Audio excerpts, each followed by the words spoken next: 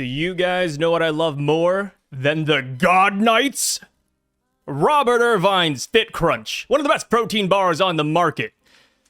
Not really, they taste kind of awful. But welcome back in, you guys, to another One Piece poll video. We are finally back to current day Elbath, and with it, we gotta talk about the God Knights. You know exactly how it is. Emu and the gang are running amok here in the land of giants. So I thought we should test the waters and see how everybody feels about the God Knights. So I threw up a very simple poll right here. It's a simple question. Who is the strongest God Knight in your opinion? Of course, there's no right answers. We haven't really seen any of these characters go extreme diff yet. So here we go.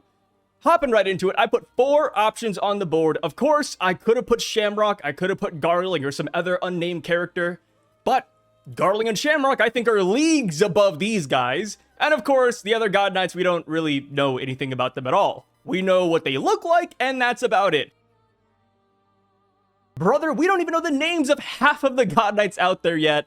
So I just listed the 4 we've kind of seen in action, right? First option, of course, is Gunko, not Emu. We do not include the Emu portion of her because that'd be too broken. Second up, we have Killingham. Third, we got Smers. And last but not least, I put Mafi in here. I didn't have to put her. We don't even know if she's still a God Knight current day, but I figure we might as well do it just to fill out the list. And we did see at least what abilities she has under her belt. But that's not the only thing we want to do under her belt, though. So here we have it. Almost 6,000 people voted for Gunko. Bruh, that's crazy.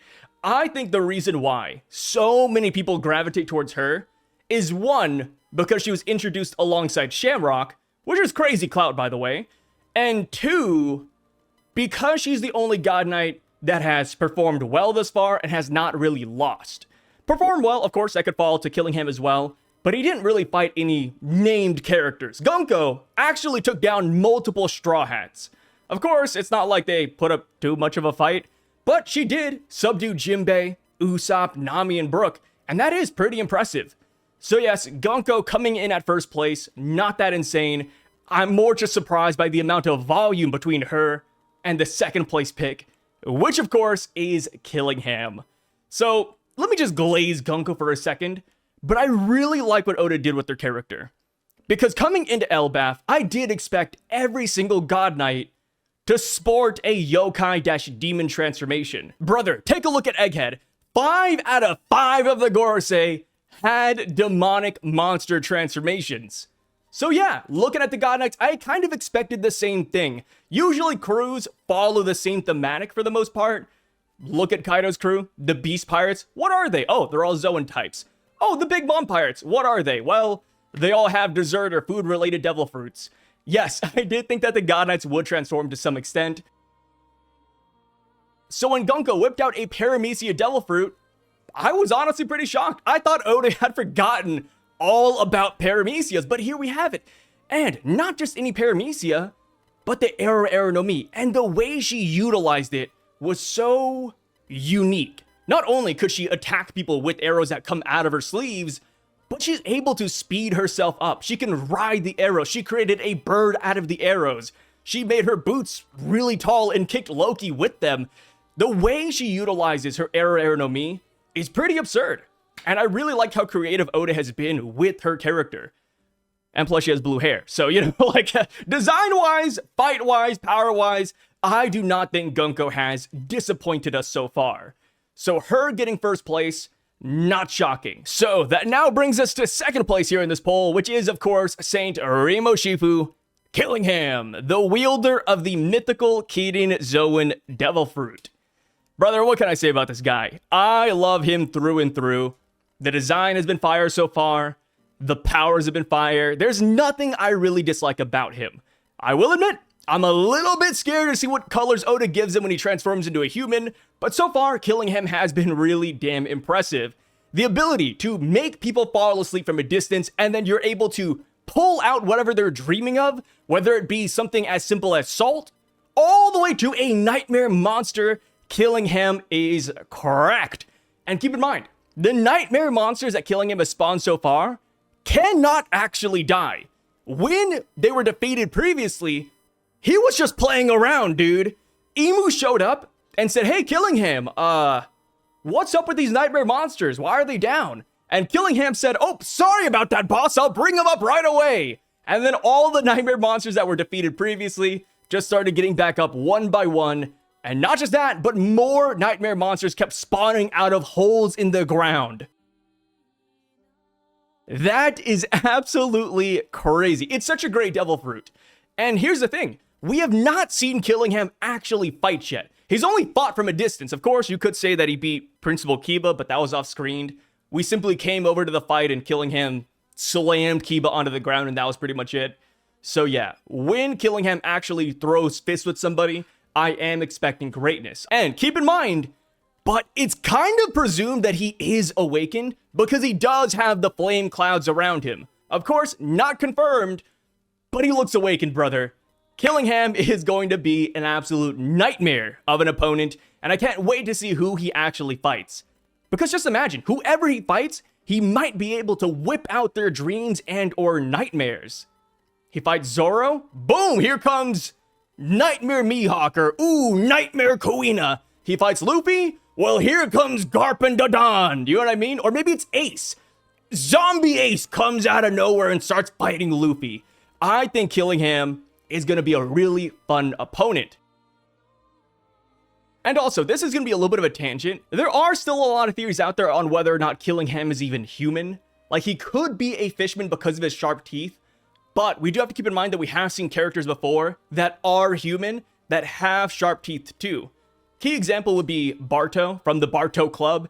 He has really jagged, sharp teeth, and he is human to our knowledge. So it's really tough to tell.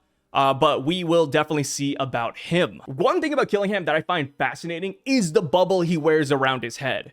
Of course, every celestial dragon, well, normal celestial dragon we've seen thus far, has worn the bubble. It is not exactly unique. But Killingham is the only God Knight that wears the bubble. So I wouldn't be surprised if he does end up being somewhat of a gimmick battle. Like, imagine you pop the bubble, and he's like, oh my god, my helmet, I'm breathing in bad air. I hope not.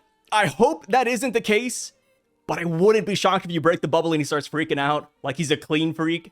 I feel like that is in line with characters that Oda typically creates. You always have like one weird gimmick character. Hopefully he's not like that, but just wanted to throw that out there since I'm kind of staring directly at his bubble right now. So, another thing with Killingham that I do have to bring up is simply how strong his nightmare monsters seem to be. Of course, Loki, last chapter, one-shot the Draugr. Of course, we saw Dorian Brogy use a Hakaku sovereignty and blast through a bunch of those guys. But brother, Killingham is essentially creating these guys with ease. It's really not taking anything out of him. Hell, we haven't even seen him really just put in work to create them either. They're simply jumping out of holes. So Killingham being able to subjugate Elbath by himself, or at least contest Elbath by himself, is an absurd feat. So yeah, Killingham being second place on this list, it makes a lot of sense, dude.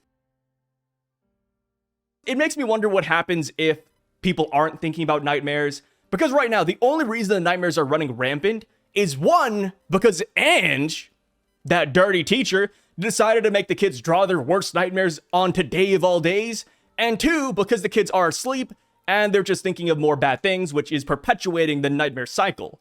So, on a regular day, when you're not having nightmares, how effective is Killingham? We do know that he can pull out dreams as well, so maybe he uses that to his advantage instead, but I wonder what that actually looks like. And also, speaking of dreams, if he can really just go in there and whip anything out, what about Luffy's dream? Because that is still a plot point we don't know anything about. When we were heading to Egghead Island, Luffy said, hey guys, let me tell you about my dream besides the One Piece.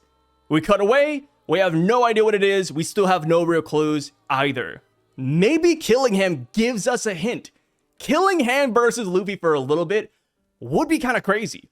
He goes in there, he sees Luffy's dreams, and he's like, whoa, what the heck is that? So that's what you want to do, huh, Luffy?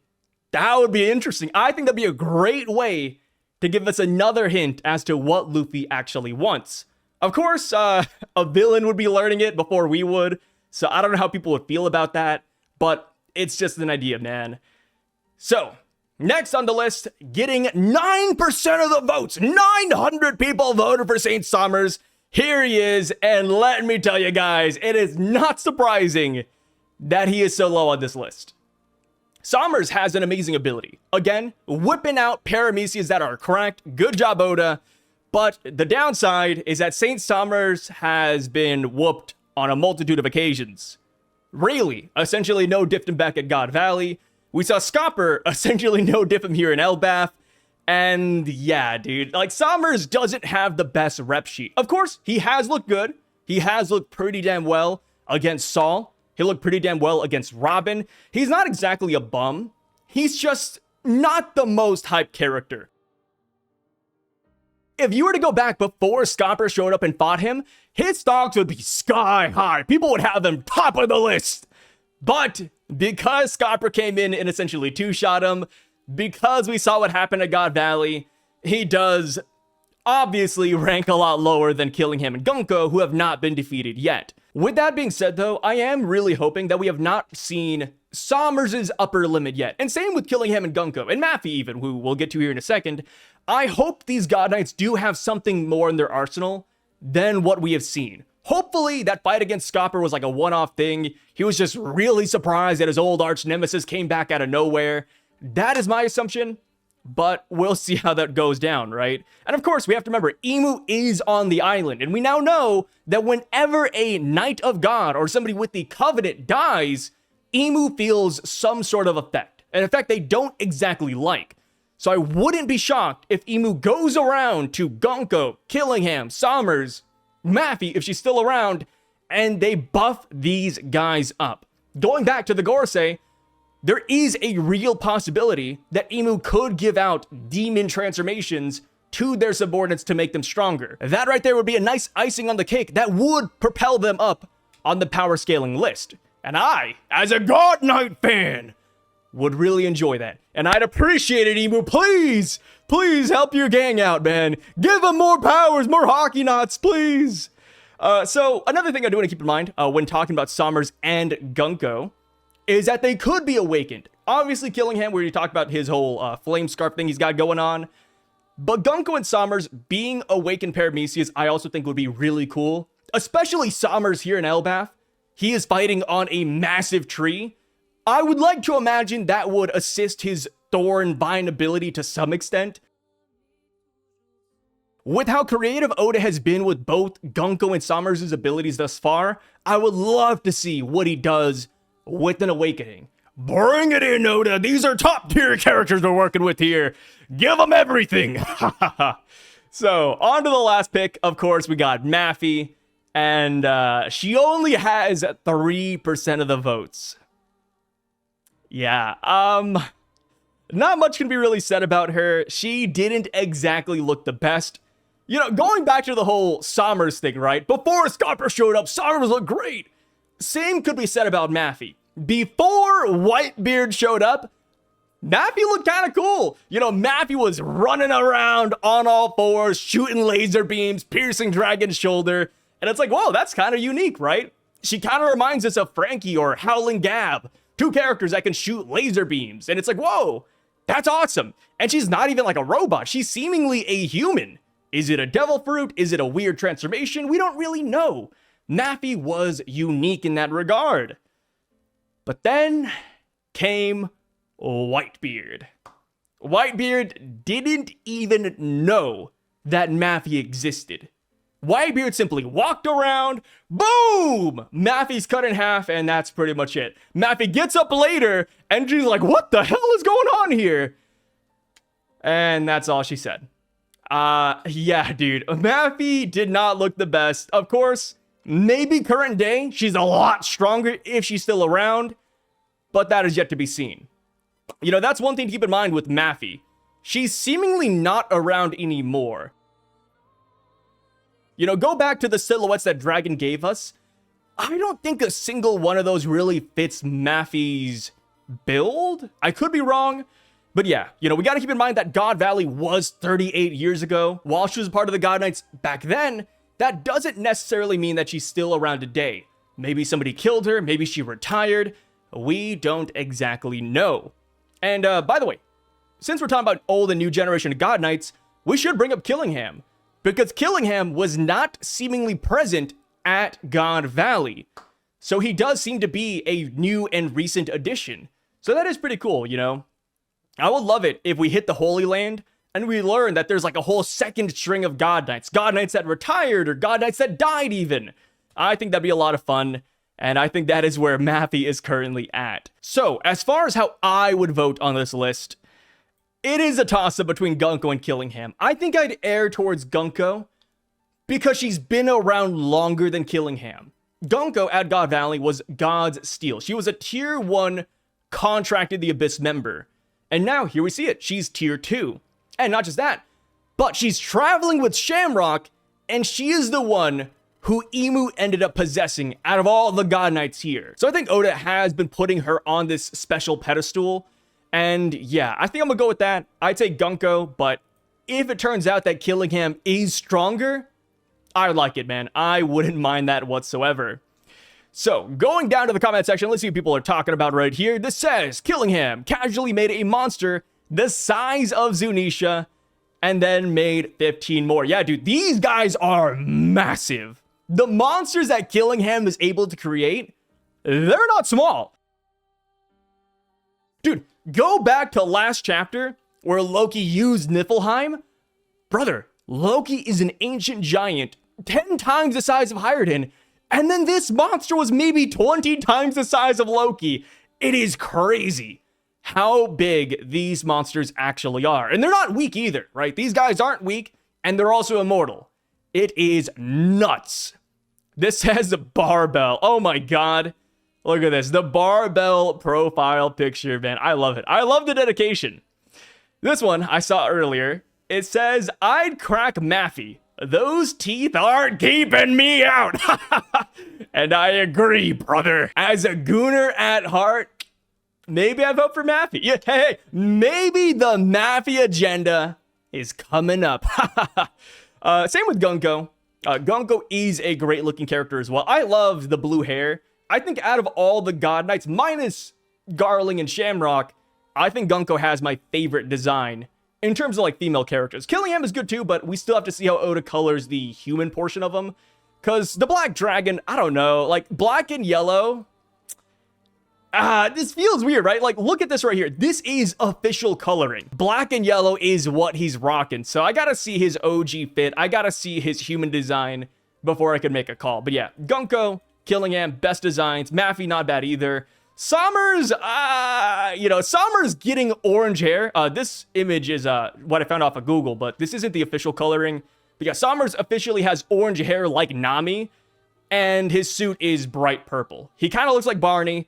Not my favorite, but, as a Smers fan, I'll glaze it, man. I'll glaze it. Killingham and Gunko in terms of efficiency. Yep. Yeah, in terms of efficiency, they have been rocking everything. Smers has been pretty good too. Putting invisible thorns on people is pretty crazy because you couldn't even see it, right? Saul went up, grabbed the kids, boom, got hurt. The dads, moms, go up to the kids, boom, got hurt. Those thorns are pretty damn nasty. And like I said earlier, I'm excited to see how else he utilizes his thorn abilities. I mean, hell, in that short snippet we had of him versus Scopper, it looked pretty cool, He had the thorn sword. There were thorns coming out of the ground and shooting up. I don't think he looked necessarily bad. It's just unfortunate that his opponent was Scopper Gabon. Dude, put Saint Somers in the ring with anybody else, like a defenseless old lady, and he'd rock their ass, man. I don't know. He's just got a bad time with these matchups. This says, Gunko right now is dominating. Yeah. Gunko is looking pretty crazy. Of course, we can't really count, future feats as Gunko feats, simply because Imu's there now. But beforehand, yeah, Gunko kind of did in the Straw Hats. It was really cool, right? I believe it was Nami or Usopp. They were coming in for an attack. Oh, no. Sorry. Opposite. It was Brook and Jinbei coming in for an attack, and Gunko simply put arrows going in different directions, and they went flying. Bruh, it is a lot of fun watching her fight. She'd be crazy on Dance Dance Revolution. Killingham for sure. Yeah, I'm not mad at the Killingham pick. When it comes to his trident, I do wonder if his weapon will end up being a supreme grade blade. Maybe that's crazy glaze. Maybe we shouldn't go that far. But we do know there's 6 or 7 supreme grade blades that have not been confirmed yet. And we're in the final saga. Oda will have to start filling out that list. So giving it to one of the God Knights, I don't think would be that bad. Especially since the Celestial Dragons have infinite money, right? If you were to tell me that a Celestial Dragon with billions and billions of berries acquired a supreme grade blade, I'd believe you, man. That seems quite reasonable. Gunko, definitely as she makes good use of her powers, is respected by Shamrock, their leader, has good BQ, like battle IQ and IQ, and Imu chooses to possess them. Okay, yeah, I agree with that. BQ, am I misinterpreting BQ? Like, I think it's because I'm from Oklahoma. I saw BQ and I was like, oh, she cooks good barbecue? Where's the meat? I love Killingham. Even if he isn't the strongest, not gonna lie, his devil fruit is absolutely the one I'd want for myself. Get to make delicious food without any negative alone is amazing, and you get to be a dragon thing? Win. I guess I can make other things too, but food, man. Yeah, I respect that. And that's the thing, right? These are all opinions. There's no like right or wrong answer yet. We haven't really seen all these characters go out. But yeah, Killingham's ability, it's a lot of fun. And I'm glad there's no downside yet to his ability, because it reminds me of Streusen. Streusen has the ability to make anything he cuts into food. But the food doesn't really taste of anything. It's like, wait, what? Why give him that ability then, dude? What a downside. Killingham being able to whip things out of your imagination, literally anything, is absolutely busted. And also, I wonder if this extends to himself. Like, imagine he's like, okay, let me think of something powerful, like a bazooka. Bazooka, boom. You know what I mean? He could be like that guy from Bleach, where whatever he thinks about, he becomes. I forgot his name. I think it was Gremmy. But yeah, that guy was a monster. Of course, he kind of got stomped by a monster, but nonetheless, fun ability. Gunko has the best showing at God Valley. The only reason Gunko looks good at God Valley is because she didn't fight any named opponents. All she did was flex the really cool outfit, flex her powers, and that's it.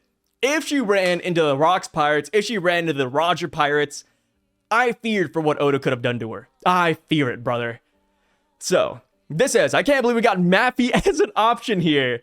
Then I just remembered that we only got these 4 God Knights that have actually showed their power, except Garling and Shamrock, yeah. And obviously, we put Shamrock in here, he gets like 90% of the votes. You put Garling in here, he gets 90% of the votes. It wouldn't be fair. And, you know, it's interesting thinking about these God Knights. While a lot of people look at them as Team Rocket, a lot of people look at them as fodder, which I think is justifiable, we gotta remember that base level, they still need to be defeated with Conqueror's Hockey. They're not exactly bums. They're just bums when compared to the upper echelon, right? And another thing, too, is that when it comes to villain groups, Oda usually introduces the weaker bunch initially. I wonder if that's what these guys are. Like, we're gonna go on to the Holy Land. We're gonna go to Shangara, the final island, and we meet the stronger God Knights, because there's still a lot we haven't seen. At the very least, there's 6 guys we have not met yet. So there is a chance that Oda is cooking some crazy stuff for the rest of the GKs. Like, maybe this is their weak trio. Oh, this is their Nami, Chopper, and Usopp that came to Elbath. The stronger ones, they're up there. Who knows? Maybe that's Cope, though. I think that sounds like Cope. Isn't Killingham pretty much plowing through enemy territory without Imu's influence? More or less. I'd say more or less. Killingham is looking really good. I guess it really just boils down to how good he is in a close-up battle. I do fear that he's going to be weak, but I want to believe that he's going to be a really tough opponent. But yeah, so far, from a long-range, practical stance, Killingham is doing a lot right now. He's multitasking the hell out of Elbath. This is Gunko. Just seems the most narratively important. And yeah, that is correct. I mean, she has ties to Brook. She has good ties to Imu. And she's seemingly immortal, in the sense where she doesn't age. Smers has aged. Garling has aged. Gunko hasn't. So that is one thing we have to keep in mind. Gunko is the most narratively important, but that doesn't mean she is the strongest, though. This has Mafi. One-shotting all deep sea covenants. Brother. Mafi one-shots all the deep sea covenants. Hey. Like I said, I'm a gooner at heart. I can't disagree with you, but I don't think that this is possible, by the way. Gunko on Demon Time, literally. Gunko's Zelford is one of the most creative we've seen in a while. I like the God Knights because it feels like a break from Zoan's finally. Yeah. Like I said, when we got the Paramecias with Gunko and Smers, I really enjoyed it. I do love what Oda did here. And hopefully we get more Paramecias among the God Knights. And I know I talked about Imu maybe transforming them into demons, but they'd be demons with Paramecia powers on top of it. So I don't think that would count like as a pure Zoan. And of course, we still don't know what the hell is going on with the Gorosei. Is it a Zoan? Is it just a demon form? Imu is a mysterious leader. This comment says, the strongest God Knight is not among these four. Who is the strongest God Knight? From this list, brother. Come on, read it. From this list. Obviously, I'm not going to put Shamrock or Garling, dude. That would get like 90% of the votes.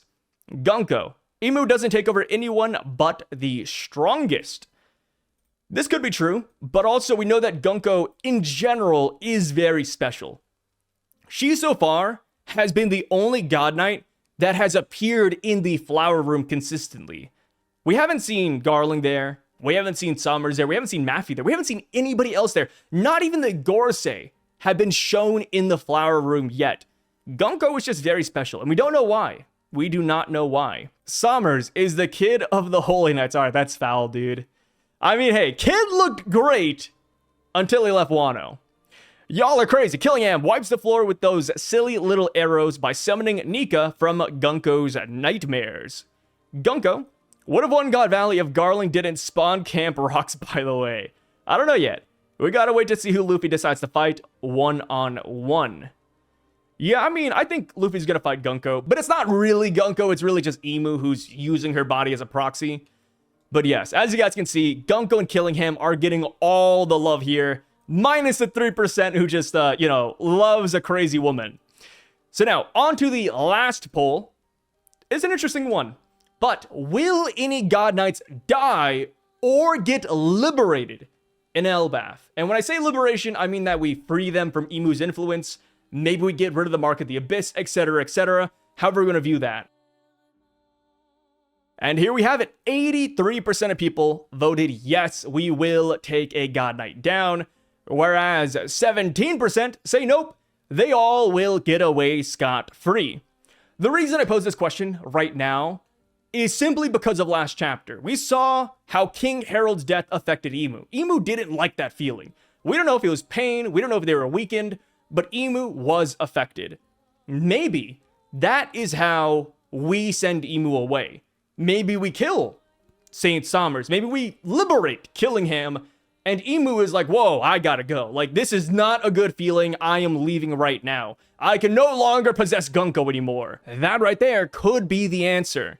So, as far as what I think about this, I don't think we're actually going to kill any God Knight. And if we do, it's going to be because of Imu.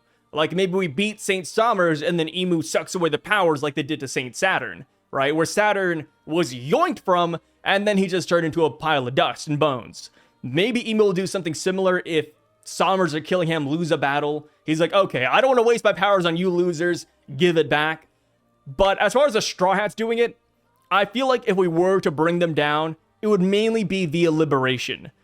We don't know how the Mark of the Abyss really works yet, but if there is a way to free them from their contracts, I think Luffy would be the one to do it. He is the warrior of liberation. He's all about freedom. So if Luffy went around, I don't know, throwing his Nika flames at people or just beating them black and blue until they just come to their senses, I think that could be very possible. So as far as which God Knight would die and or get liberated, I feel like a majority of people would say that's Gunko. She has the sad backstory ready to go. She has that connection to Brook. She has memories that are being repressed. Yeah, I think it's gonna be her, brother. I think it is as clear as day. And when it comes to Gunko, Like, there's so many theories around how we get her on our side. Does Luffy liberate her? Does Brook play music and that frees her? Will Loki's Devil Fruit maybe liberate her with whatever power it has? Or will Gunko simply come back because she starts remembering about Brook in general? Gunko is the main topic of discussion when it comes to the God Knights here. As far as them getting away, I think this would be cool. If it was up to me, I would say that the God Knights get like 10 times more powerful. They win here in Elbath and they leave looking fancy.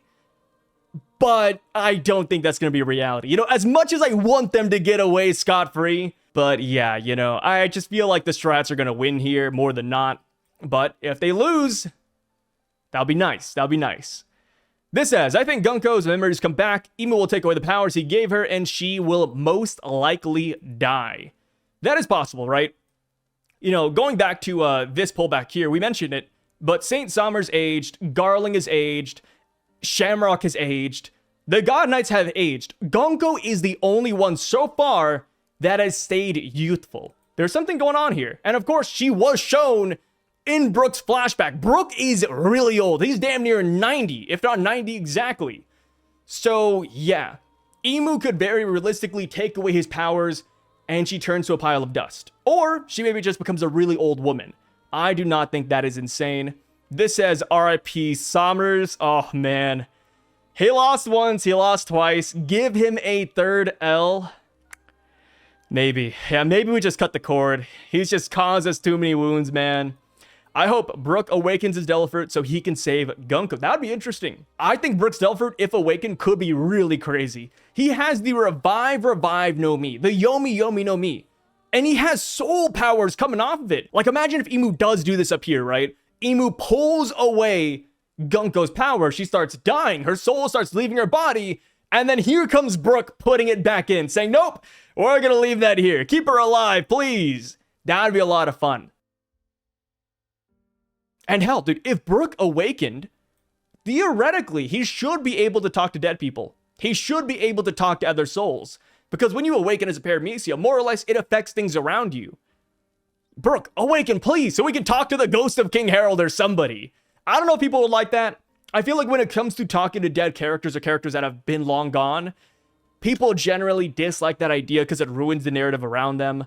But I'm pretty mixed on it, right? It depends on how it's executed for me. This comment says all of them are going to survive. Yeah, I think this is very likely. I mean, yeah, dying, I think, is out of the question unless Imu does it. Getting liberated means that Luffy would have to master his fruit to some extent, and or we find a way around the Abyss mark. Maybe it's too early for that. Maybe it's too early for either one of those options to happen. But let's say this. A God Knight dies, and then what could happen later is that Imu has an open position for a new Knight of God. I think it would be fun seeing somebody else get promoted. This says, I think at least one gets severely injured, and it leads to Imu using that as a reason to get new Holy Knights. Yeah, fill out the roster. Hey, guys, bring me Doflamingo. We need him back here, man. Bring his ass into the squad. He has Conqueror's Hockey. If anyone dies, it will be Somers. And if somebody joins them, it will be Gunko. If somebody joins them, it'll be Gunko. Like the Straw Hats? I have seen people saying Gunko for Straw Hat. I wouldn't mind it. Going back to the Straw Hat poll, I do enjoy getting a new Nakama, a 10th Nakama, and it being a strong female character. So Gunko fits my description for that. I wouldn't hate it. If anything, I don't see Killingham surviving Elbaph here. His abilities seem specifically designed for the conflict this arc. Killingham. I would almost argue the opposite. I think we need to keep Killingham for the final war. Because from the looks of it, it's going to be Luffy, his fleet, the revolutionaries, probably Red-Haired Shanks, Cross Guild, every part in the world versus Imu and the Marines. And that is only if the Marines do not defect from the world government. So I personally think that Imu and the world government needs a guy that can create fodder. Of course, Imu can do that with Domi Reversi. We don't know how Domi Reversi exactly works yet, so maybe there is a limit. And if that's the case, then Killingham could be who fills out the fodder role. Like Final War comes, and it's like, oh my god, sorry Straw Hat, you go on ahead. We're gonna fight these nightmare monsters. That seems standard. This says, they all take maximum damage, but Imu is most likely going to send in a cavalry to help them retreat back to the Holy Land before they get killed in Elbath. Especially since we now know that every knight Imu has a connection with that dies takes a toll on Imu. Oh, this is one good point too. Going back to the Holy Land, we know that Killingham and St. Smers were summoned here by Gunko. It could be a Gorosei type situation where instead of dying or getting liberated, before that could happen, they simply get knocked back forcefully to IMU'S Royal. That could also be it. We saw it happen to the Gorosei. It could happen to the boys here. And Gunko also just teleported, actually. Yeah, Gunko teleported in, and we don't know where she was docked at beforehand. We know that Killingham and Smers were at home, but for Gunko, maybe there's a ship off the coast, or maybe she did teleport from the Holy Land as well. None of them will die, but Imu will back up after a lot of damage is being done to the Holy Knights, and he gets scared, so he teleports back to his safe house in the Holy Land. 90% that Gunko will get liberated. I can see Gunko dying, and the others escape. Smers gots to go. Yeah, okay, it looks like everybody is on the same boat. If you had to kill somebody, kill St. Smers. If you had to free somebody, free Gunko, but she might just end up dying. I like how, for this poll at least, it seems like everybody's kind of on the same page. With the God Knights being immortal and with the Straw Hats not exactly having mastered Advanced Conquerors Hockey yet, them actually dying is hard to see. But, I am excited for it. If they do die, bring in a new God Knight, please, Oda. Bring in somebody powerful, man. But yeah, that is it for today, guys. Let me know what you think about these God Knight polls down below. Let me know what you're looking forward to in 1172, because it is around the corner. Peace out, and stay safe, brothers.